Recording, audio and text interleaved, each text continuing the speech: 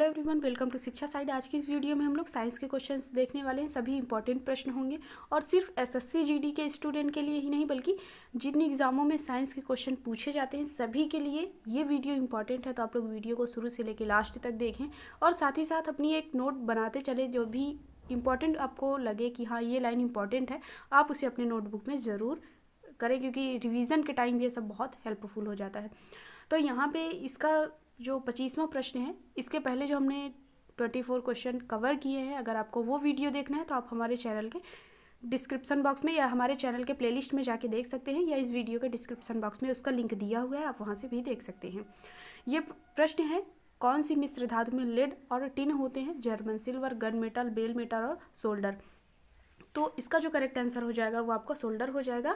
और इसको एक्सप्लेन भी साथ में किया गया है चारों विकल्पों के लेके। तो ये इस बुक की क्वालिटी है कि सभी जो भी आपके ऑप्शन है उसको भी यहाँ पे एक्सप्लेन कर दिया गया है। तो सोल्डर में लेड और टिन होता है। गन मेटल कौन कौन सी मिश्र धातु से बना है? तो तांबा, टिन और जस्ता की मिश्र धातु है। जर्मन सिल्वर तांबा, निकिल और जस्ता की मिश्र धातु है। ये जर्मन सिल्वर तो बहुत ज़्यादा इंपॉर्टेंट है क्योंकि कई एग्जामों में ये पूछा जा चुका है। अगला है, कौन सी मांसपेशी कनपट्टी की हड्डी को जबड़े से जोड़ती है? मेसेटर। तो यहाँ पे ए ऑप्शन आपका करेक्ट आंसर हो जाएगा। मेसेटर जो है वो कनपट्टी की हड्डी को जबड़े से जोड़ती है। तो अगला प्रश्न है और इसको भी यहाँ पे एक्सप्लेन कर दिया गया है। मेसेटर मांसपेशी कनपट्टी की हड्डी को जबड़े से जोड़ती है और डेल्टाइड मांसपेशी कंधे की मांसपेशी है। ये भी कई एग्जामों में पूछा जा चुका है कि कंधे की मांसपेशी को क्या कहते हैं, तो यहाँ पे डेल्टाइड ऑप्शन करेक्ट हो जाएगा। और सोलियस मांसपेशी पैर के निचले हिस्से में होती है और पेक्टोरलिस मेजर वक्ष की मांसपेशी होती है। ठीक है, फिर अगला प्रश्न देखते हैं हम लोग यहाँ पर।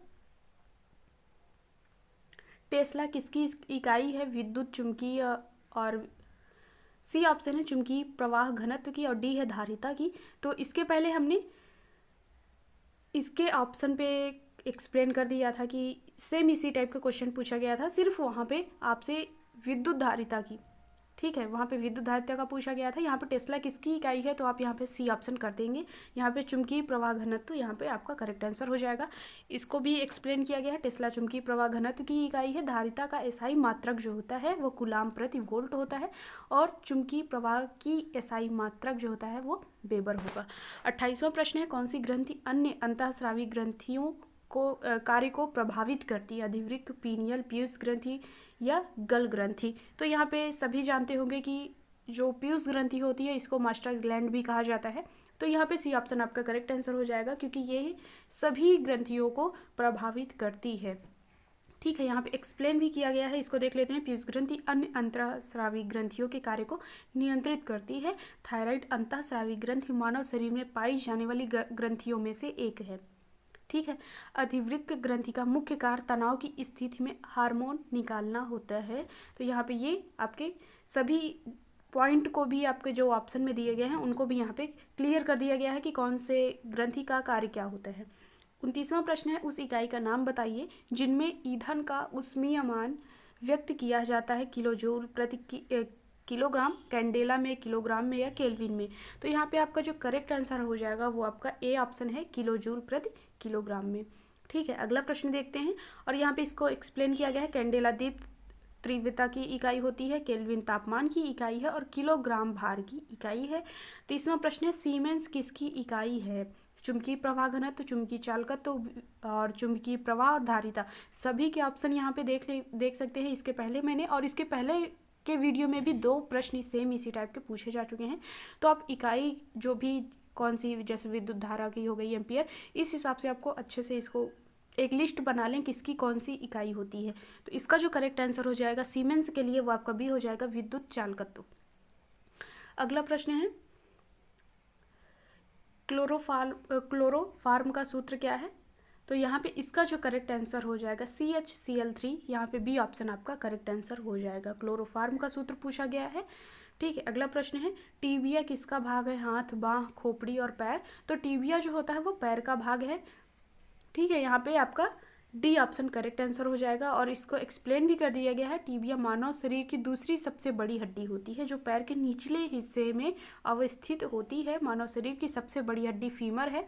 ठीक है, फीमर, और दूसरी जो सबसे बड़ी हड्डी होती है वो आपकी टीबिया होती है। अगला प्रश्न है, सौर सेल का निर्माण करने के लिए किस तत्व का उपयोग किया जाता है? सिलिकॉन का, सोडियम का, सिल्वर का या सल्फर का? तो सौर सेल का निर्माण करने के लिए सिलिकॉन का उपयोग किया जाता है। तो यहाँ पे ए ऑप्शन आपका करेक्ट आंसर हो जाएगा। ए ऑप्शन आपका यहाँ पे करेक्ट आंसर है। यहाँ पे इसको एक्सप्लेन किया गया है। सौर सेल का निर्माण करने के लिए सिलिकॉन नामक तत्व का उपयोग किया जाता है। मांसपेशियों के कार्य को सुचारू रूप से करने में भी सोडियम की अहम भूमिका होती है। ठीक है। सल्फर प्रोटीन के निर्माण में सहायक होता है। तो ये सभी इंपॉर्टेंट प्रश्न हैं। सौर सेल के निर्माण के लिए सिलिकॉन तत्व का उपयोग किया जाएगा। और मांसपेशियों, ये भी क्वेश्चन आपसे पूछा जा सकता है कि मांसपेशियों को कार्य के सुचारू रूप से करने में कौन सी धातु जो होती है वो रिलीज होती है या अहम भूमिका निभाती है? तो यहाँ पे सोडियम धातु होती है। और ये एग्जाम में पूछा जा चुका है कि मांसपेशियों को सुचारू रूप से करने के लिए कौन सी धातु रिलीज होती है, और सल्फर प्रोटीन के निर्माण में सहायक होता है। अगला प्रश्न है, सूरज की रोशनी के स्पेक्ट्रम को प्राप्त करने के लिए प्रिज्म का उपयोग करने वाला पहला व्यक्ति कौन था? इसमें आपको बताना है कौन सा विकल्प यहाँ पे सही हो जाएगा। तो यहाँ पे आपका बी ऑप्शन करेक्ट है। आइजैक न्यूटन जो है, इन्होंने सूर्य की रोशनी को स्पेक्ट्रम पर प्राप्त किया था। तो यहाँ पे बी ऑप्शन आपका करेक्ट आंसर हो जाएगा। अगला प्रश्न है,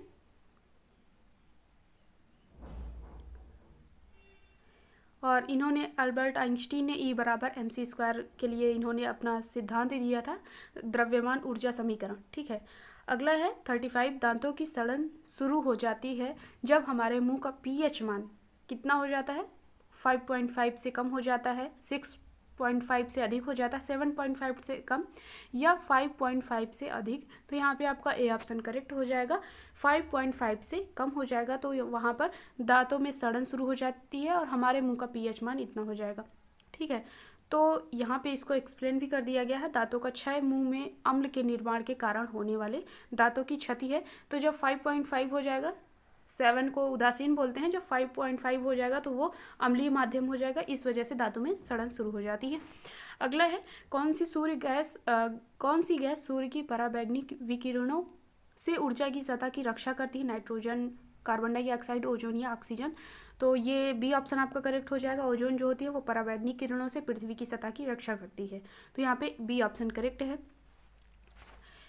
गैल्वेनीकरण की प्रक्रिया में लोहे पर क्या जमा किया जाता है? जस्ता, तांबा, टीन या एल्यूमिनियम? तो यहाँ पे ऑप्शन करेक्ट है आपका। जस्ता जो होता है वो गैल्वेनीकरण में लोहे पर जमा किया जाता है, और इसको एक्सप्लेन भी कर दिया गया है। इस प्रक्रिया में जो लोहे पर जस्ता का लेप लगाया जाता है, जैसे Fe है उस पर जस्ता का लेप कर देंगे, और इसका मेन ये है कि इसको जो भी गैल्वेनीकरण में जो होता है वो लोहे को जंग से बचाने के लिए इसका उपयोग किया जाता है। अगला प्रश्न है, तांबे के बर्तन पर हवा के संपर्क में आने पर हरे रंग का लेप किसका मिश्रण है? ठीक है। तो यहाँ पे आपका जो करेक्ट आंसर हो जाएगा वो कॉपर कार्बोनेट और कॉपर हाइड्रॉक्साइड का मिश्रण होता है, जो तांबे के बर्तन पर जब वो हवा के संपर्क या नमी के संपर्क में आता है तो वो हरे रंग का लेप उस पर चढ़ जाता है। तो ये जो होता है वो कॉपर कार्बोनेट और कॉपर हाइड्रॉक्साइड का मिश्रण होता है। अगला प्रश्न है, हमारे पाचन तंत्र के किस भाग में वसा का पाचन होता है? अग्नाशय में, पेट में, छोटी आंत में या बड़ी आंत में? तो हमारे पाचन तंत्र में वसा का पाचन जो होता है वो छोटी आंत में होगा। बी ऑप्शन आपका करेक्ट हो जाएगा। ठीक है। तो यहाँ पे अग्नाशय की बात पूछ रहा है, तो यहाँ पे प्रोटीन का सर्वाधिक पाचन हो जाएगा। और इसके बारे में पढ़ लेते हैं। हमारे पाचन तंत्र के छोटी आंत में वसा का पाचन होता है। पाचन में अग्नाशय और यकृत 2 ग्रंथियों का संबंध है। यहाँ पे अग्नाशय है, यहाँ पे अमाशय में सबसे ज़्यादा प्रोटीन का पाचन हो जाएगा। ठीक है। अगला प्रश्न है, बायोगैस संयंत्र के किस हिस्से में ऑक्सीजन की अनुपस्थिति में प्रतिक्रियाएं होती हैं? गैस ऑर्डरलेट, गैस टैंक, घोल या पाचक कक्ष? तो यहाँ पे आपका डी ऑप्शन करेक्ट आंसर हो जाएगा।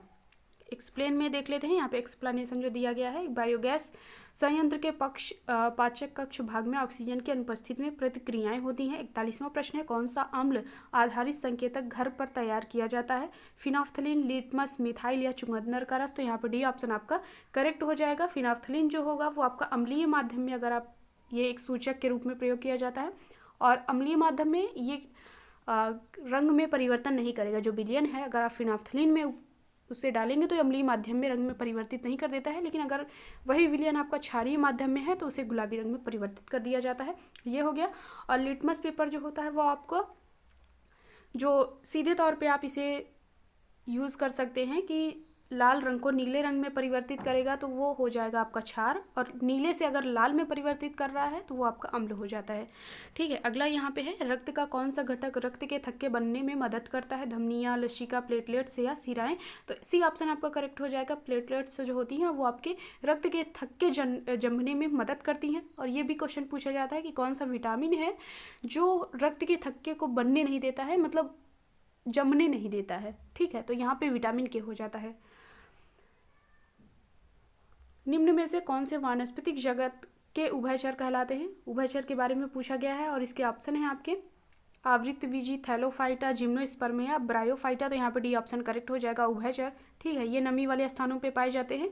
ठीक है, इनमें जड़ मूलांकुर विकसित हो जाते हैं, और इसमें कुछ भी विकसित नहीं होगा, सिर्फ मूलांकुर होते हैं जड़ों के स्थान पे। डी ऑप्शन आपका करेक्ट आंसर हो जाएगा। अगला प्रश्न है, और यहाँ पे इसको एक्सप्लेन भी कर दिया गया। थैलोफाइटा वनस्पति जगत का सबसे बड़ा समूह है। वनस्पति जगत का, अगर यही जंतु जगत का पूछेगा तो वहाँ पे आप आर्थ्रोपोडा लगाएंगे। आवृतबीजी समूह के पौधों में बीज फल के अंदर होते हैं। ठीक, अगला है, चुंबकीय क्षेत्र रेखाएं खींचने के लिए किस उपकरण का प्रयोग किया जाता है? अमीटर का, वोल्ट मीटर का, विद्युत का मापी का, या कंपास का? तो यहाँ पे डी ऑप्शन करेक्ट हो जाएगा। चुंबकीय क्षेत्र रेखाएं खींचने के लिए कंपास का उपयोग किया जाता है। चुंबकीय क्षेत्र का पता लगाया जाता है कि कितने क्षेत्र में चुंबकीय क्षेत्र रेखाएं जो होती हैं, चुंबकीय क्षेत्र का प्रभाव है, तो उस हिसाब से कंपास का उपयोग किया जाएगा। अगला प्रश्न यहाँ पे इसको एक्सप्लेन किया गया है, उसको देख लेते हैं। चुंबकीय क्षेत्र में रेखाएं खींचने के लिए कंपास का प्रयोग किया जाता है। वोल्टमीटर मापन यंत्र है जो किसी परिपथ किन्हीं दो बिंदुओं के बीच विभवांतर को मापने के लिए प्रयोग किया जाता है। ये भी आपसे कई बार पूछा जा चुका है कि वोल्टमीटर को किस लिए उपयोग करते हैं? तो परिपथ में दो बिंदुओं के बीच विभवांतर नापने के लिए इसका उपयोग किया जाएगा। अगला है, विद्युत मापी विद्युत ऊर्जा की माप करने के लिए प्रयुक्त होते हैं। विद्युत मापी प्रायः किलोवाट घंटा में कैलिब्रेटेड होता है। ठीक है, अगला प्रश्न है, निम्न में से कौन सा प्रकाश के प्रकीर्णन का उदाहरण नहीं है? आकाश का नीला रंग, सूर्योदय और सूर्यास्त के समय सूर्य का लाल होना, गहरे समुद्र में जल का रंग, और तारों का टिमटिमाना। तो यहाँ पे आपका डी ऑप्शन करेक्ट आंसर हो जाएगा। ठीक है, प्रकाश के प्रकीर्णन के कारण ये नहीं होता है। अगला प्रश्न है, निम्न में से किसमें चार कक्षीय हृदय पाया जाता है? मेढक में, मछली में, गिरगिटी या मगरमच्छ में? तो यहाँ पर बी ऑप्शन करेक्ट हो जाएगा। मगरमच्छ में चार कक्षीय हृदय पाए जाते हैं, दो अलिंद, दो नीले।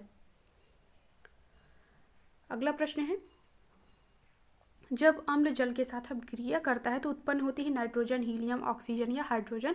तो जब अम्ल जो होता है वो जल के साथ क्रिया करेगा तो हाइड्रोजन गैस मुक्त होती है। यहाँ पे बी ऑप्शन करेक्ट होगा, और ये कई एग्जामों में पूछा जा चुका है।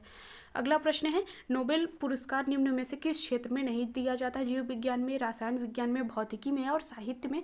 तो नोबेल पुरस्कार जो होता है वो जीव विज्ञान में नहीं दिया जाता है। ए ऑप्शन आपका करेक्ट आंसर हो जाएगा। अगला प्रश्न है, डेंगू के समय रक्तस्राव प्लेटलेट्स की संख्या किसकी कमी के कारण होता है? लाल रुधिर कणिकाओं के कारण, प्लेटलेट्स के कारण, श्वेत रुधिर कणिकाओं के कारण, या प्लाज्मा के कारण? तो यहाँ पे आपका डी ऑप्शन करेक्ट हो जाएगा, प्लाज्मा के कारण। डेंगू के समय रक्तस्राव जो होता है वो प्लेटलेट्स की संख्या में कमी के कारण होता है। तो यहाँ पे आपका जो करेक्ट आंसर होगा डी ना होकर आपका यहाँ पे बी होगा। ठीक है, अगला प्रश्न है, पालक में प्राकृतिक उत्पाद के रूप में डैश एसिड का असामान्य रूप से उच्च प्रतिशत होता है? टार्टलिक अम्ल, साइट्रिक अम्ल, दुग्ध अम्ल और ऑक्जेलिक अम्ल? तो यहाँ पे ऑक्जेलिक अम्ल आपका करेक्ट आंसर हो जाएगा। बी ऑप्शन आपका करेक्ट, यहाँ पे डी ऑप्शन आपका करेक्ट आंसर है। तो यहाँ पे हमने 25 क्वेश्चन कवर किए हैं। अगर आपको ये सभी प्रश्नों की जो श्रृंखला है पसंद है, प्लीज़ वीडियो को ज़रूर लाइक करें, और किसी के लिए अगर ये और किसी को ज़रूरत है इन सभी इस टाइप के क्वेश्चन की, तो आप लोग उनके साथ ज़रूर इस वीडियो को शेयर करें, सपोर्ट करें। और थैंक यू।